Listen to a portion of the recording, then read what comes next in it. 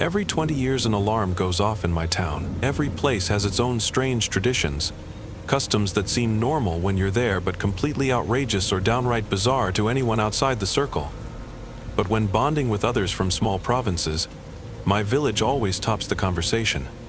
My trump card for this is the alarm that sounds every 20 years. We were never outright told to not tell anyone, but it was heavily implied. A sort of silent agreement that this stays within the confines of our little village of Pendletown. But it's too good a story not to tell. I was young when I first witnessed one. About 3 years old. All I remember is the bustle of the village as we all entered an underground lock-in. Despite how thick the walls and doors were, we could all still hear it faintly. The blaring of the klaxons echoed around the village. Growing up, I'd see them. Tall poles with conical shapes on the end, facing various directions. There were no visible wires, which made you assume they were hidden inside. But there was also no opening for maintenance. Despite this, they functioned perfectly every time they went off. There was no department for them. No one knows what grid they are wired to. They're just there, and they exist. It was just a fact that everyone accepted. Though what wasn't accepted was a common consensus for why. For the next 20 years, I'd occasionally bring it up.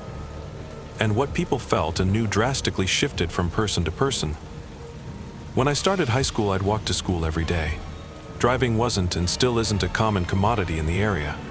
Pendletown was small enough for driving to be more of a flex than a necessity. So a regular routine for many kids was to meet up with others on the same route, and the group built up as we neared the school. By the time they reached my house, there'd usually be 4 to 5 kids already built up, ready for me to add to the number.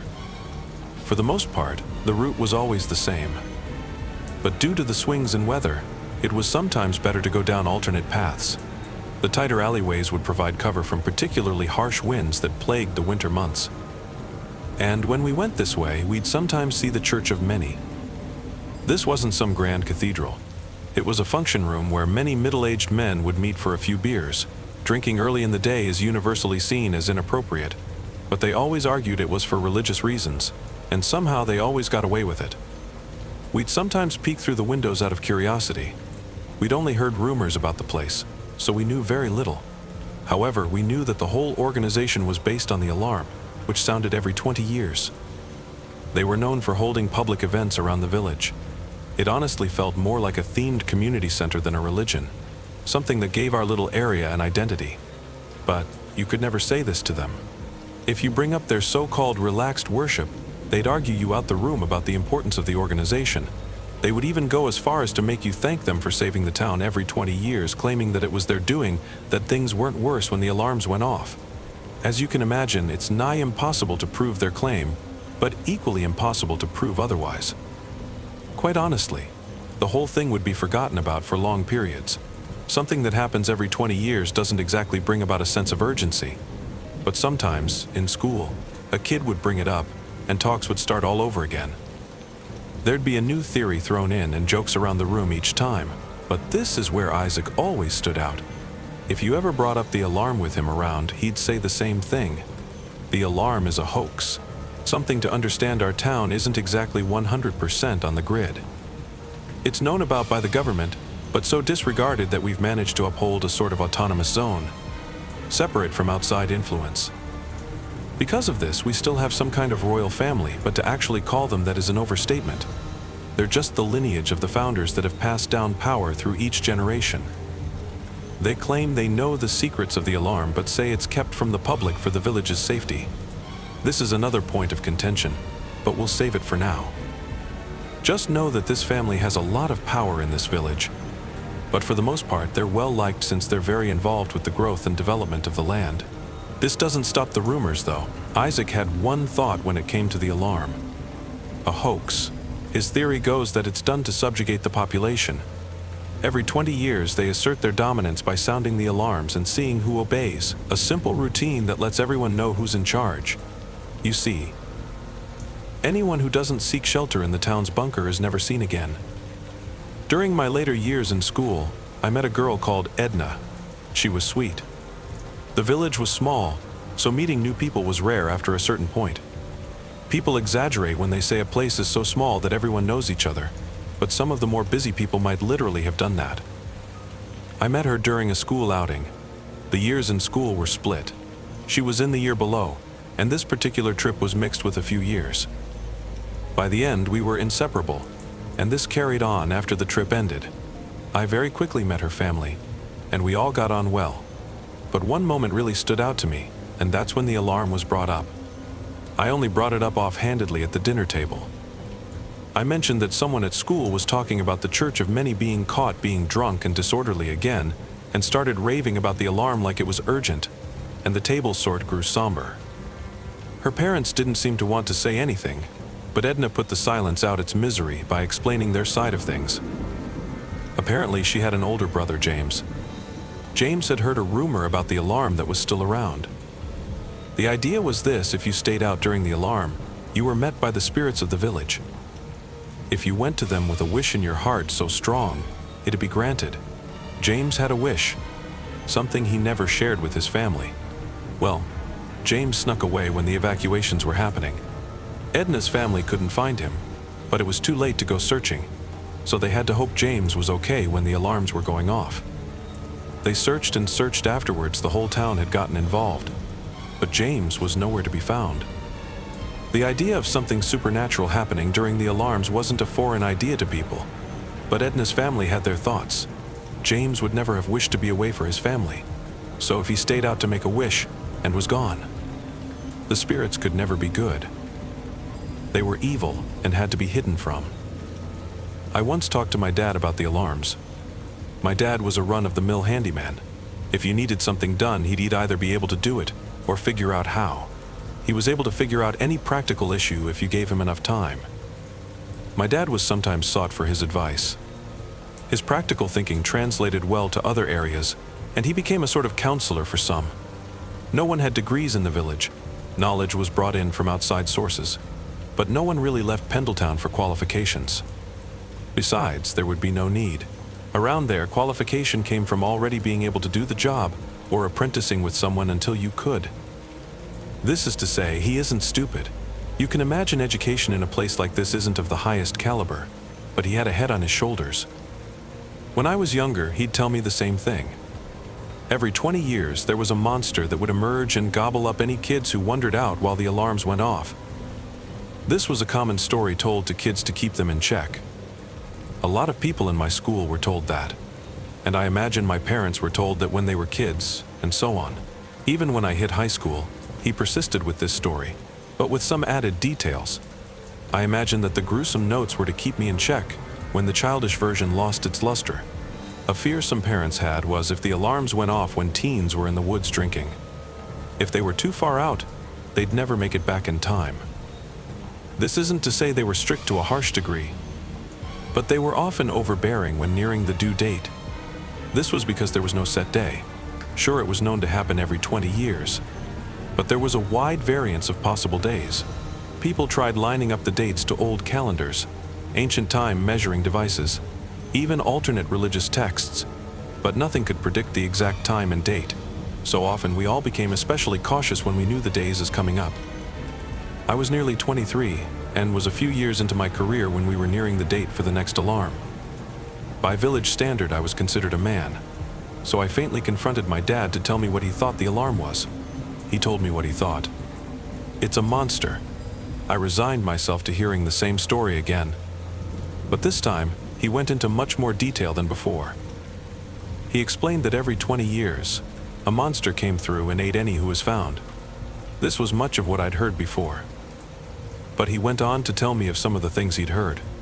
Claw marks on doors where pets were left, giant footprints on the outskirts. He said that you'd just get laughed out when these things were brought up, but a small group of people were really invested in this theory. The final point he had was about all the rumors.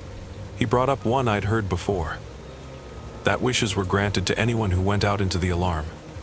My dad said that the head family knew of the secret and had started the rumors. He proposed this, ideas of wishes, power, and new life, all designed to get you outside during the ominous day. He had a simple answer when I asked why they do this. Every 20 years it becomes hungry and needs to eat. I mentioned the pundits that have casual meetups and run community events, but during the year leading up to the big day, the members of the Church of Many go into full force. The nice family-friendly events either win down or are tricks to preach their word. It's almost like the cliché of a timeshare getaway. I was looking for a nice day out with my girlfriend of 3 years. Though we went to the same school, we met a few years after. Things were well, so I wanted to splash out on something nice. Our usual nice day out was to go to the steakhouse and get something fancy from the evening menu. The guy running the place was really nice, and if he knew it was a special day, he'd treat you right. He made a lot of business from being known as the place to go during a special day. Though you should never lie to him. If he found out you lied about your birthday or anniversary just to get some preferential treatment, you'd never get that privilege again. Like I said, everyone knew everyone, and if word traveled enough, you could have a rough time in the village for a few years until you got your reputation back. Wendy and I were up for the same routine, but I saw a poster on the village board about a pop-up food place on my way to work. It promised foreign food and foreign entertainment. I'm sure it's normal for you to treat yourself to a Chinese at the end of a night of drinking, but here, that was a luxury. To have tasted outside food was something you could talk about for many years with the heated interest of many. You'd have people lying about trying things just to gain a foothold on the social ladder. So when word of a traveling Vietnamese diner was put up, I immediately put in for it. Not many people got in, but I aggressively brought up my special day and just about squeezed in. It was the talk of the town. And I found out a lot of people that I knew were going. All seemed to be about my age. Even though I wanted this to be about Wendy, I asked my parents if they wanted to go too. But it was strange. Even though they were on the camp of always wanting to try something foreign, they quickly refused. Wendy's parents did the same. We should have picked up on how strange this was, but we couldn't piece together a good reason. The day came, and everyone was tense. We were seated in a small auditorium with tables and chairs arranged so that you could see the stage. We all assumed this was to see the entertainment, which we awaited eagerly. The lights dropped and spots were shown on the stage. We were introduced to the head chef, a man with a complexion that was unlike anything we'd ever seen, a very distinct eye shape, and jet black hair. He was the real deal. But then he was joined with others, and it was clear what we'd fallen for. Beside him were 2 pundits from the Church of Many. They introduced the chef and the itinerary of the evening. Some people were looking around, seeing if they could get out in time, but it was too late. The lights came on, and around us were the other members of the church. They were dressed in flares of abnormal red clothes. Their faces were rubbed with a tinge of yellowed powder, and they had taped their eyes on the sides to be more narrow, a caricature of the man on the stage. The head chef seemed very displeased at this, but must have been heavily compensated to put up with our small village shenanigans. The chef was led to the back, and the evening commenced. The heavy propaganda that ran the whole night drowned out smells of exciting spices. Members of the church came up and had many segments throughout the night. Throughout the years, they ran many festivals that celebrated local culture. One segment was about their contributions to the growth of the town. Raising a family here was very prospective due to the many great events they organized. This appealed to the family-oriented people of the crowd. They also ran events highlighting local made-produce that praised local craftsmen. Furniture, artisan alcohols, fresh foods. It was common to have a personal skill on top of your primary career. So to be part of that growth really appealed to the hard workers. If you ever needed help, the Church of Many were there. One woman had an accident in which a heavy piece of furniture was dropped and crushed her leg. Her career died on that day, along with her dreams of dancing. So the church ran a fundraiser for her to receive outside help, and with the help of a hospital many miles away, she managed to regain some of her leg function. To this day, she still leads a healthy life. They hit all the checkboxes. Despite the deceptive nature of the event, they didn't sound too bad. Then they had a segment appealing to the less active people of the crowd. You can drink in the morning during the meetings 3 days a week if you join. It was allowed on work days due to religious reasons as sanctioned by the head family. The rule of thumb was to not get belligerent, but anything before that is open game. Again, this turned some heads. It had people thinking maybe it's not as bad as some said. Fear of the unknown is big and circulates predominantly in talkative circles. The Church of Many always had an odd reputation where you never knew where their true intentions lay. Their nature was very relaxed, but they had some serious and unknown religious practices. It seemed you only got full details if you were in, and even then, you had to be a long-time member before you got any critical information. This caused a lot of distrust from some of the more opposed members of the public. The food came out, and it was divine. I don't even remember what it was called, nor do I fully remember even what meat it was. It was a blast of spices and sauces mixed in a way utterly alien to our meat and potatoes culture. The reaction was visceral at how shocking it was. Some people cried tears of joy at having had such an experience. But after this, it was only downhill from there. They had more segments on stage. We were receptive to such a fantastic meal and very persuasive points. But this is where it started to get a bit crazy. They raved about the truth of it all, how we could be free from our mental prisons. They put down the common man as being ignorant to higher truths. Simple salvation could be had if you joined. The eldest of the group came out. Old man Ezekiel. He had lived through 4 alarms, the most out of anyone in the village. His beard hung low, giving him a sage appearance. He wore garb far outdated to the modern times of our province. Old man Ezekiel went on to come out with something that divided the room. He claimed he survived being outside during an alarm. He explained it was when he was but 4 years old, having been left by his mother by accident. Ezekiel claimed what he saw led him to revolutionizing the inner circle of the Church of Many. But these secrets were too much for someone uninitiated. The only way to receive the blessed knowledge was to pledge your life to the Church, work hard, and earn the highest of trust. This immediately had the room in whispers. Some had family taken because of the alarm, while others had their biases and theories challenged by the notion of someone surviving. He was heckled with questions. If he survived one, why had he hidden for the others? Was anyone around who could challenge such a claim? If he had this knowledge, why hasn't he tried to stop it? He simply stood there with an all-knowing expression. And only when the commotion died down did he simply walk off stage. We received no more words. The ball was in our court. By the end, some left in a huff, having felt insulted by the ridiculous claim. Others were already fanatical about the cause, already trying to garner more interest in the divided members of the crowd. In the end, Wendy and I left. We weren't 100% opposed to the church, but we hadn't had the drive to seek more direct answers. When we got home, my dad was there to greet me. He asked me how the food was, but I knew he knew what it was about. He explained what the whole thing was. Every 20 years they did something like this. They'd run a highly desirable event that garners vast amounts of interest. And it's all to push for new members. Those who went to a previous one, or knew about it, were forbidden to warn the newer generation. And so he had to sit there and let us go, along with others who we told. Nearing the coming day, you can feel it coming. There's electricity in the air. Less and less events happen the longer the 20th year goes on. People know to keep their schedules open in case they're caught unaware. Even the church quietens down their excursions in fear of accidentally getting people trapped outside when it happens.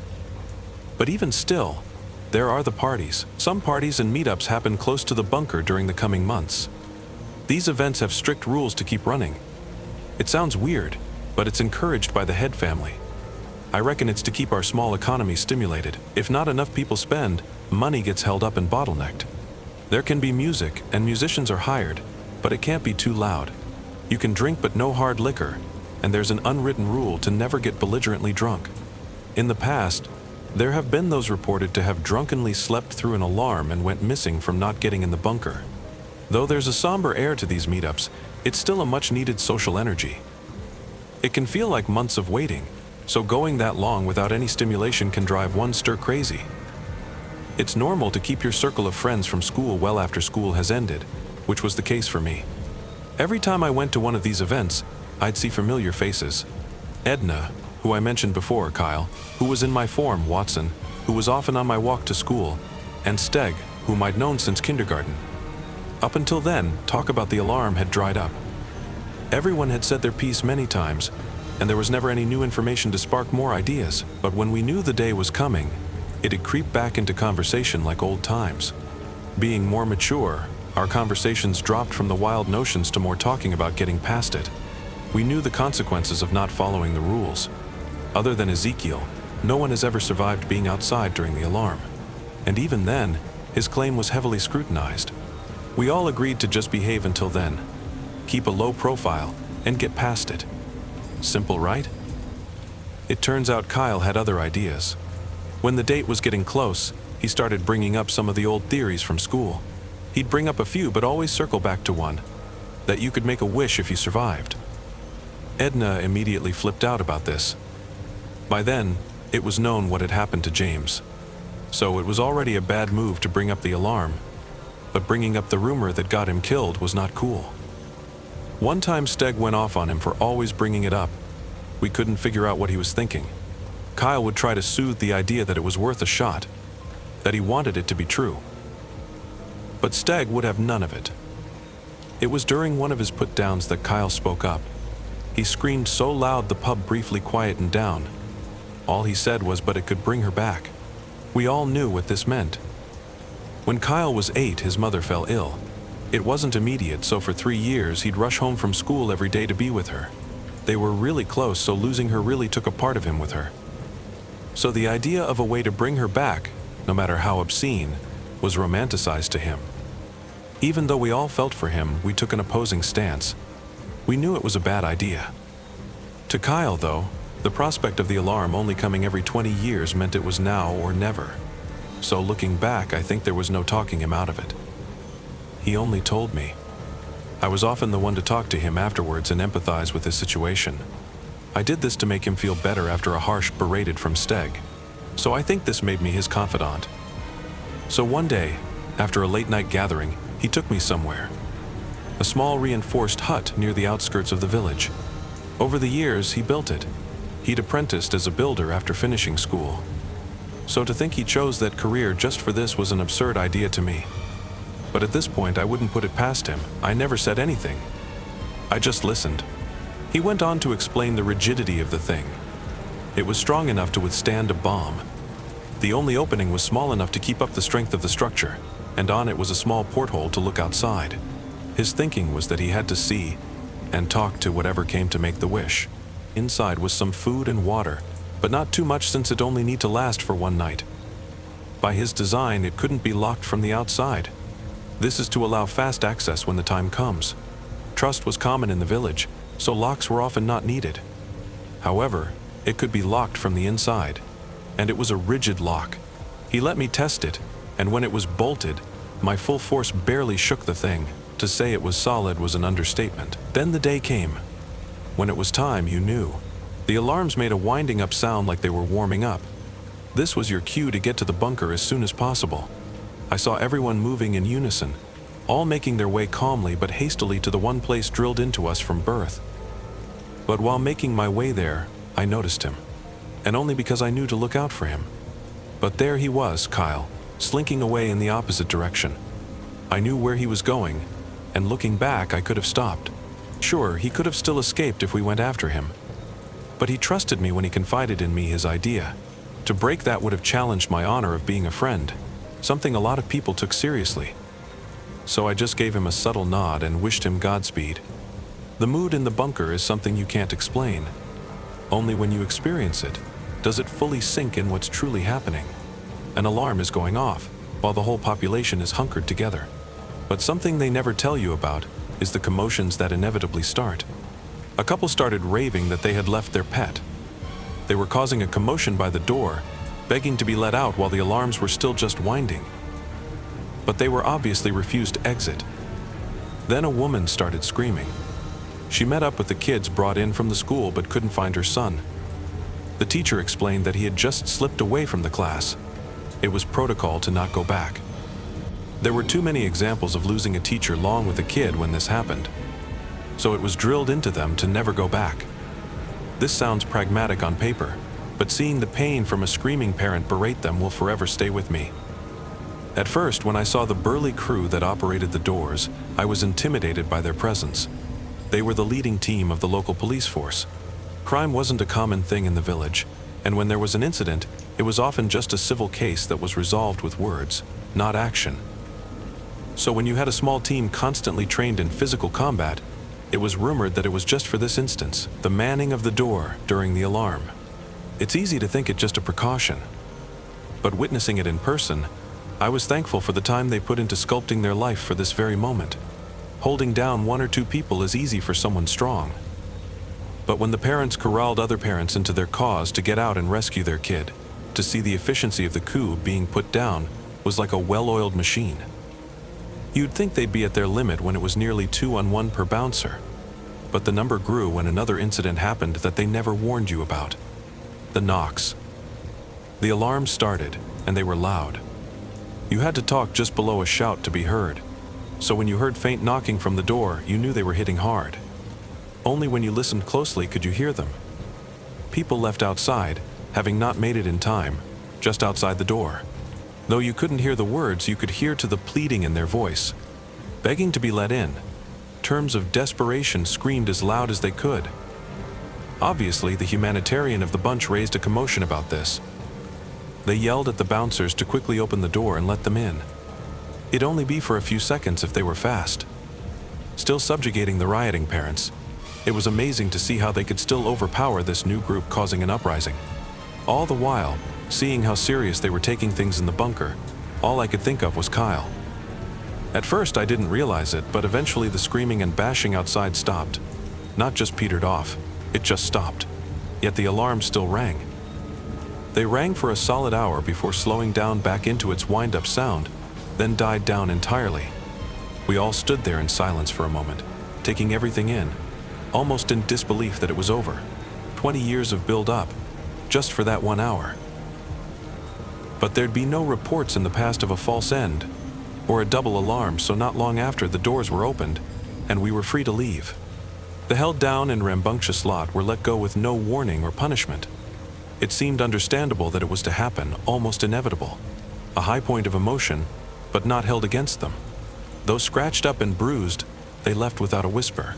Elders from the church of many loudly raved celebratory words of another successful alarm, though they were largely ignored. Most went back into their daily routine, but I slipped away with one place in mind.